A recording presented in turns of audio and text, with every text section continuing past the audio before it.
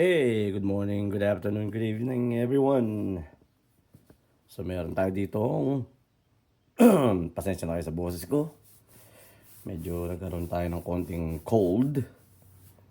Pero meron tayo ditong rack of ribs, pork ribs. So gagawin natin dyan, slow cook natin yan. Okay, so meron tayo ditong 1 clove of garlic. Isang buong bawang to, pipit-pitin lang natin. Pero hindi natin siya babalatan.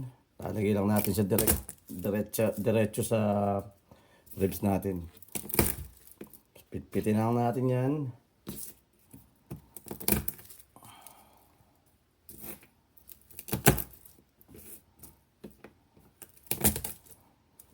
Sama na natin pati balat. Nakakadagdag din ng flavor yan.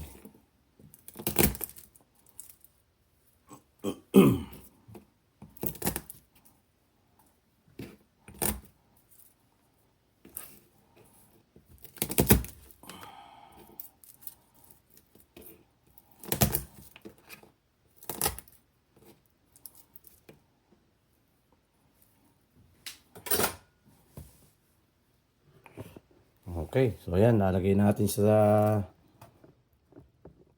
ribs natin.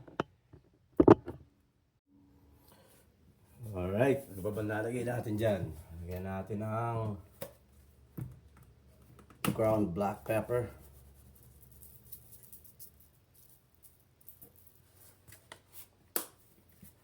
Lalagyan din natin ng siyempre whole peppercorn, pero konti lang. Kasi dapat pag adobo may whole peppercorn, di ba? So, konti lang. Para hindi nakakain na nangunguya at maraming taong ayaw niyan. Ito palalagay natin. Siyempre, kailangan may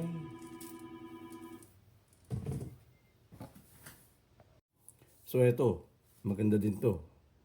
Itong pimiento style na paminta. So ito ginagamit to kadalasan ng mga Caribbean food, you know, sa islands, sa Jamaica, ganyan. So maganda din to kasi may ano siya, may iba siyang flavor na pampatanggal, malakas magpatanggal ng lansa. Iba yung aroma niya. So konti lang, ilang piraso lang yan. Siyempre, hindi natin kakalimutan ang laurel. Siyempre, kailangan may bay leaves, di ba? Pampatanggal din ng lansa yan.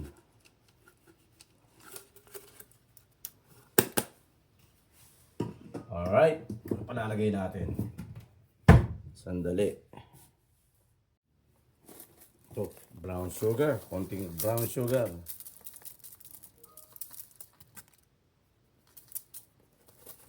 Konti lang. And then, siyempre, toyo.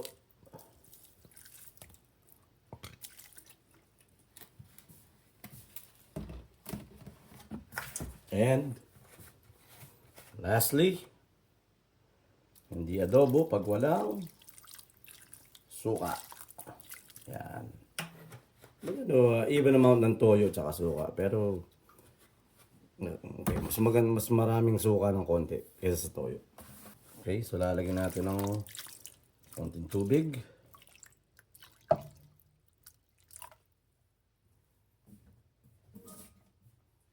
Tapos, i-on natin ang ating kalan sa low.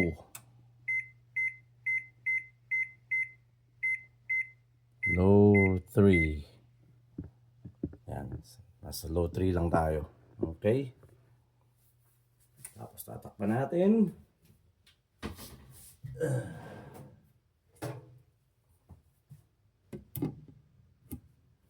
And that's it. Alright. So, it's about 2 hours. So, bandang alas 9 natin nilagay ito kanina. So, mga 2 oras na itong kumukulo. Sa kaninaan ko pa dahil kanina masyadong malakas yung kulo. Sa number 3 na yun ha. So, nilagay ko pa sa number 2 para mas slow. So, ngayon gagawin natin, babaligtarin lang natin para mapantay naman ang luto.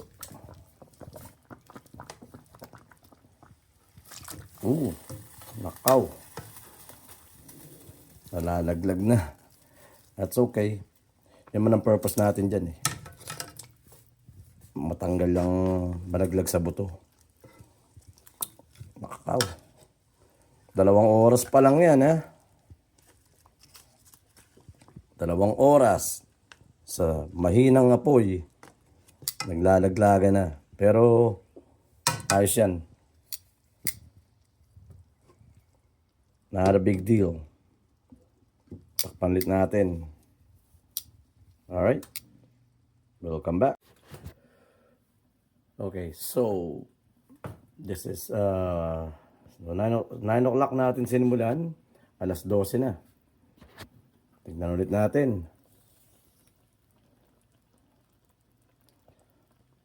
So from 9 o'clock to 12, hininaan ko pa ulit yung apoy niyan ha. Nasa 1.6 na lang yung setting yan. So tingnan natin ngayon.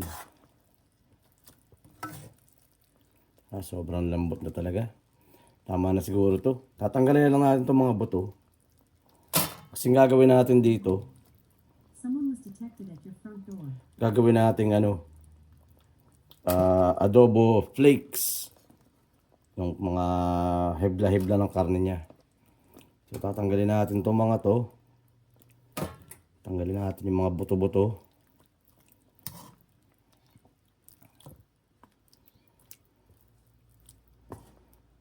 Tanggalin na natin itong dahon ng laurel. Hindi naman ang kailangan dito to.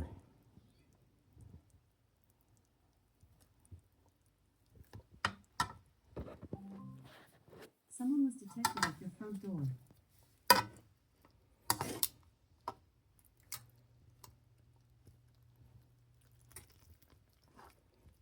So laman.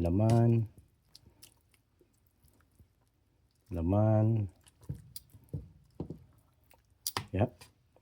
Ito puro laman na to. Ito buto.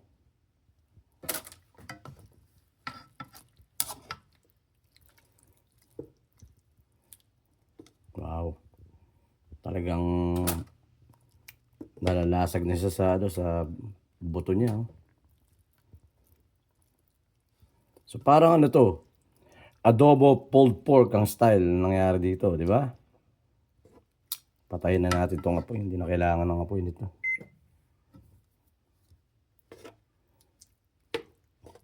So ngayon gagawin natin, piprito lang natin siya ng konti. Para siyang adobo flake ang style niya. Okay? Okay, so eto na. Piprito na natin ang ating pulled pork adobo style. Gagawin natin itong naman, parang